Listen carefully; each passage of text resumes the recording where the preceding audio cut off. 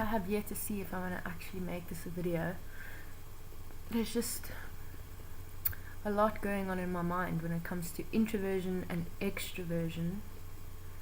I just haven't quite figured it out, so I thought I'm just going to push record, kind of see what comes out of it. I'm just starting to think of it in an entirely new way. Maybe it's a good idea to start from the beginning of where it even comes from.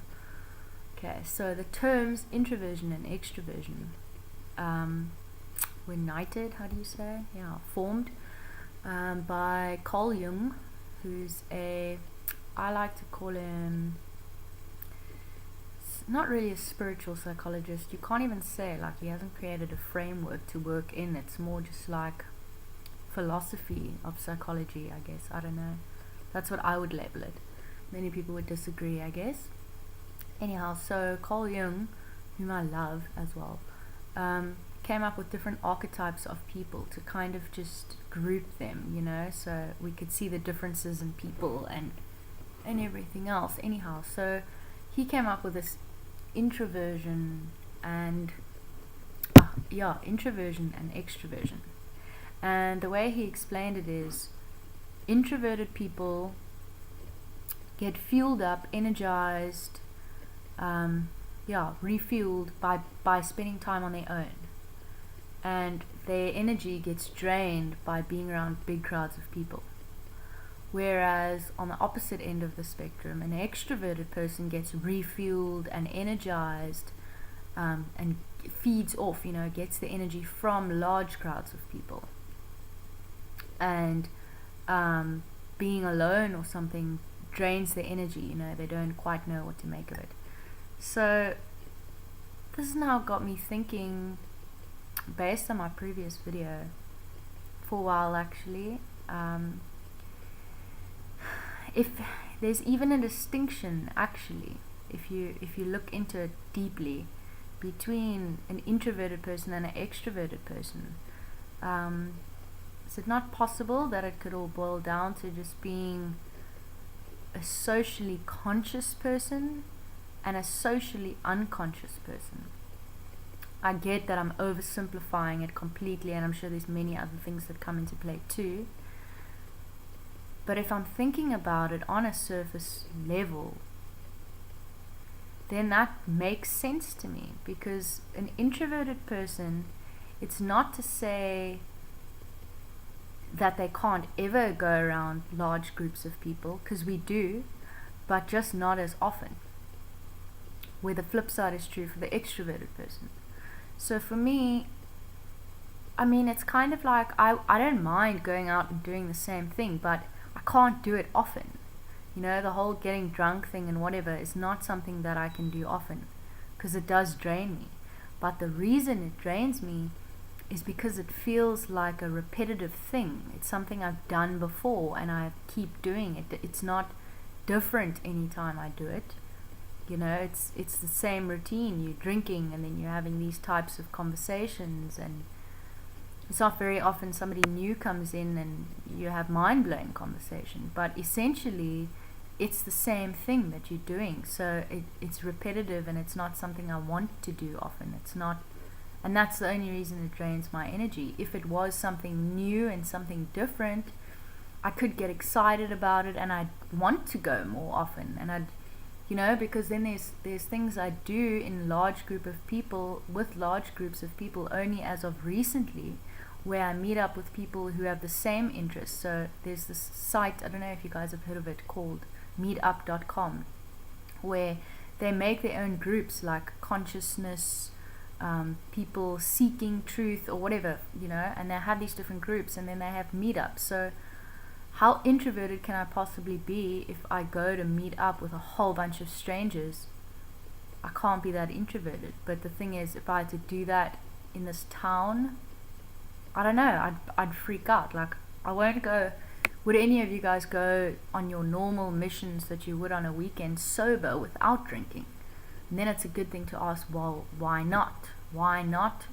Why can I not do this sober without an intoxicant?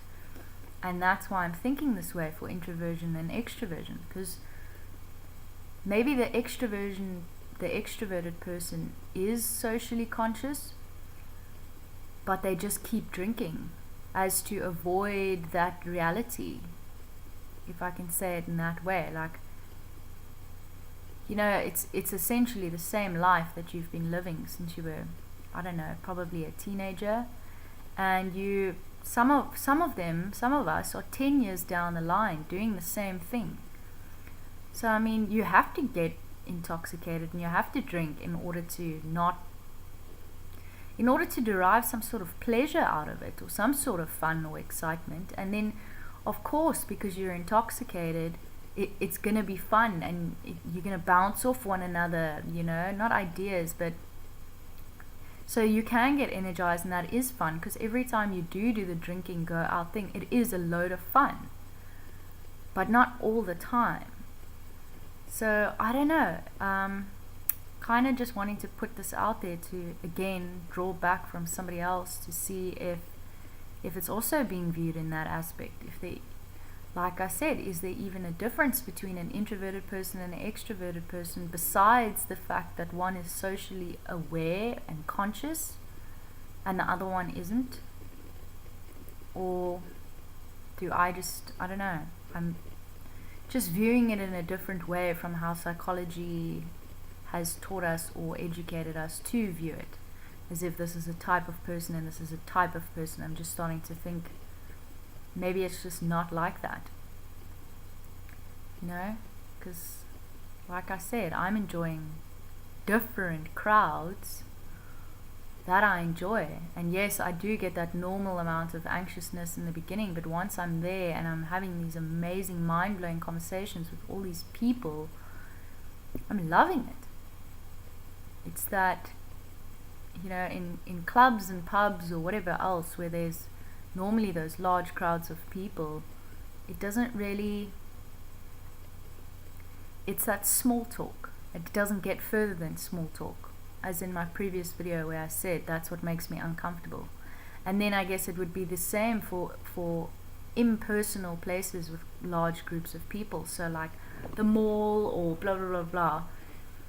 I don't know, just going to places like that and, you know, just seeing people going past you like nobody's even aware of one another. I find that extremely strange and weird, and it makes me uncomfortable, like walking in a mall and, you know, just looking at people and they're having eye contact with you, like they're looking at you but they look away as if, you know, that didn't just happen. Or you're like, we're all human beings but we're not connecting, and that's something that weirds me out. So I don't know if that's what introversion is called. I don't know if other people who are classified or who classify themselves as introverted feel the same as I do. I'd really like to hear from you guys so I can, or we can figure this out, you know. I want to hear about your experiences too, to see if this is not some just out there way of viewing it, but it seems quite logical and practical to me. It doesn't seem out there at all. I just need a few people to share it with, I feel like, then it could, you know, get some other ideas. Maybe I'm correct in one aspect but not in the others. Maybe I've left out some other things. But either way, I think it's a very cool, different way to look at it, and to me it makes a lot of sense. Yeah. Because also, like I said in my previous video, I went from extroverted to introverted, now back to, I wouldn't say extroverted, but I don't know, it's so complicating. So I'd like to speak to others out there, introverts as well as extroverts. I'd like to hear from both of you guys so that we can see from the flip side of each, the same coin. Okay. Yeah, thanks for that.